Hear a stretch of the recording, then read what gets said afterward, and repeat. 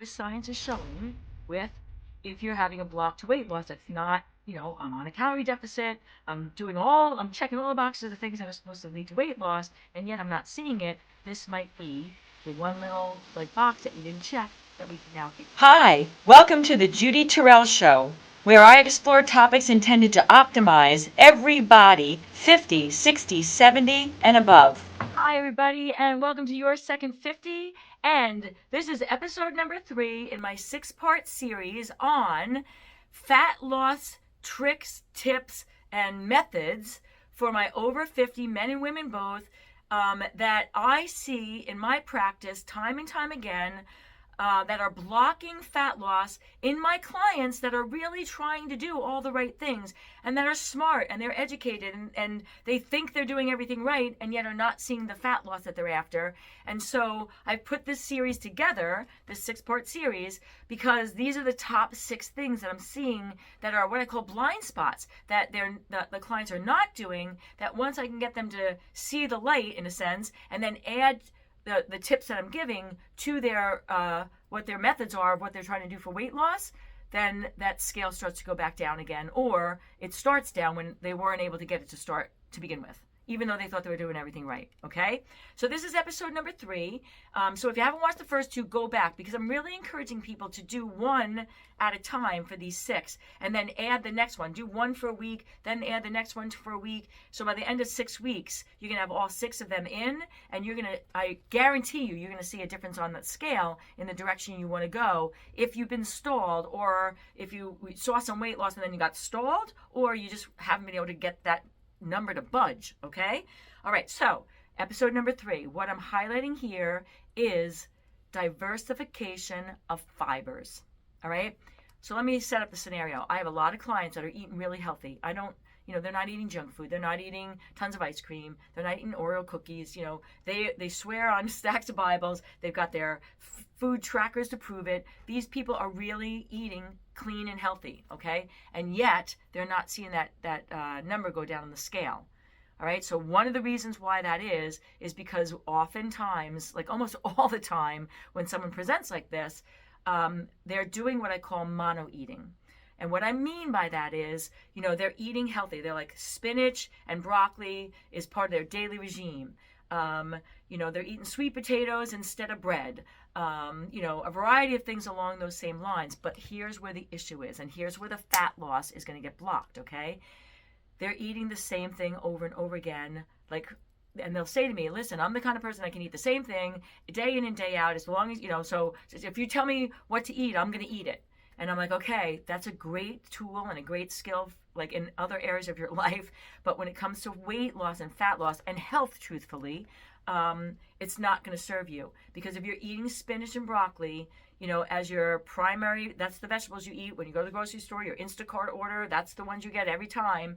They are very good for you, but where the problem lies is you're not diversifying. All right, so let's go backwards a little bit and let's talk about, how your gut microbiome, okay, which is where the diversity is going to come into play, factors into weight loss.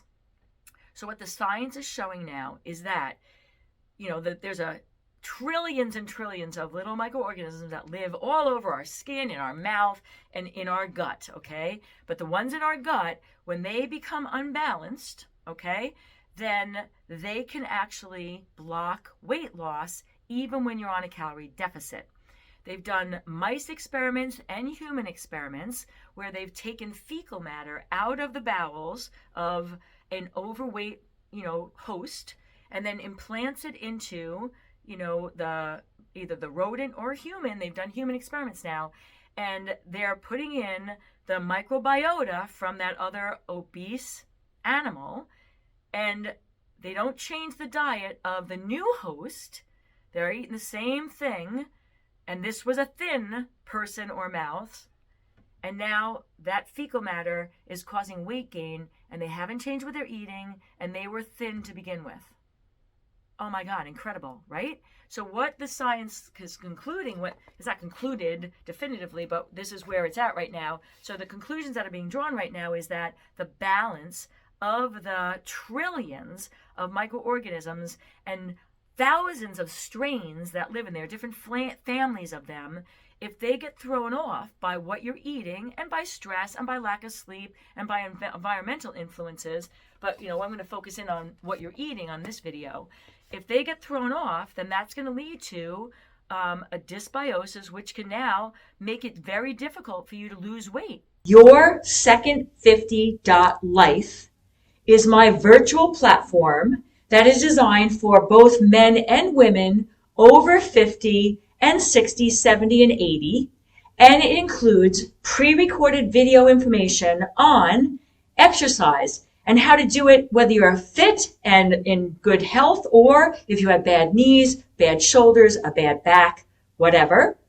It includes information on how to eat for weight management and how to eat for health management. It includes information on the psychology of the aging and what do we need to do in our heads, because let's face it, this aging thing is not for the faint of heart. So your Second 50.life is a virtual platform of resources that you can access at your own leisure, but it also includes 2 times a month live video coaching with me so that you can bring your own individual questions and get individual coaching, as well as have access to all the information on the pre-recorded videos. So please check it out, because we're all in this together and we got this. Okay. So everyone knows, like, if I'm eating really bad food, that's going to throw off my gut flora. And, I think, most people are aware on some level of that research. But what they're not aware of is that even if you're eating good stuff, and there's different types of fibers in different vegetables and different colors of the rainbow in the vegetables. So we have green vegetables, and we have red ones, and we have orange ones, and we have white ones, and we have yellow ones, and we have purple ones. And each different natural color has different phytonutrients and has different fibers. And each variety within the colors. So broccoli, which is green, has different fibers than asparagus, which has different fibers than spinach. And what the science is showing now is that if you eat if you're eating bad things that are making the bad flora proliferate, that's going to be a health issue and a weight loss issue. But what the newer insight now, and this is really like an aha moment for many of my clients, is if you're eating the same good ones, you're only feeding the families of microorganisms in your colon that feed off those fibers in the broccoli, but you're starving the ones that live in eggplant, okay, and the purple family.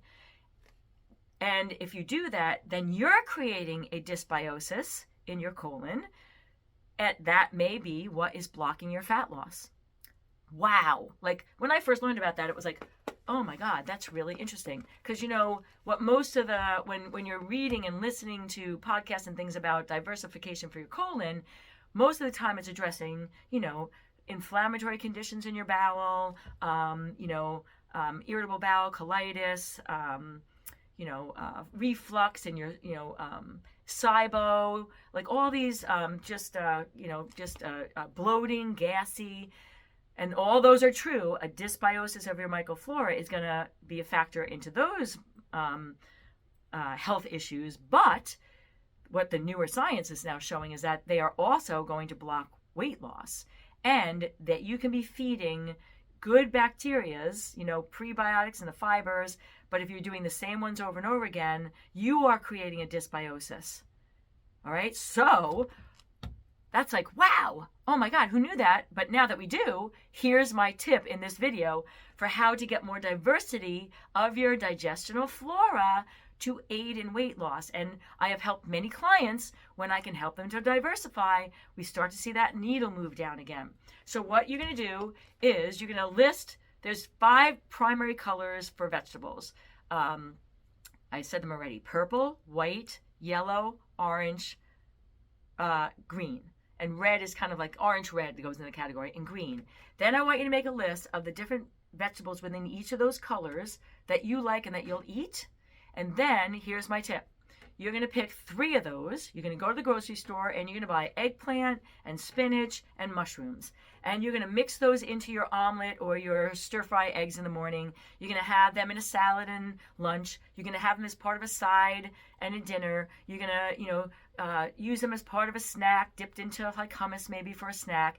And you're going to try and get a minimum of 3 cups, but of those 3 colors, 3 different colors. And then when you run out of those and you're going to go back to the grocery store, you're going to buy 3 different colors. You're going to get, red peppers, and you're going to get a different one of the green. This time you're going to buy Swiss chard, and you're going to get, what did I miss out? Like yellow squash. And now 3 different colors, or a different one within a color. And you're going to do the same maybe meals that you had the week before, but you're going to diversify the vegetables to get the different fibers. And you do the same thing with fruits too. But by doing that, you are going to now be feeding a variety of the families of the microorganisms that live in your colon and your digestive system in general, and in your mouth. And that is going to help, the newest science is showing, with if you're having a block to weight loss that's not, I'm on a calorie deficit, I'm checking all the boxes of the things that are supposed to lead to weight loss, and yet I'm not seeing it. This might be the one little box that you didn't check that we can now add. And I'm seeing it in my practice. So this is my 3rd in this series of 6. All right, institute this one for the next week, and I'll see you on the next video where I'm going to tell you about number 4. In the meantime, everybody, we got this.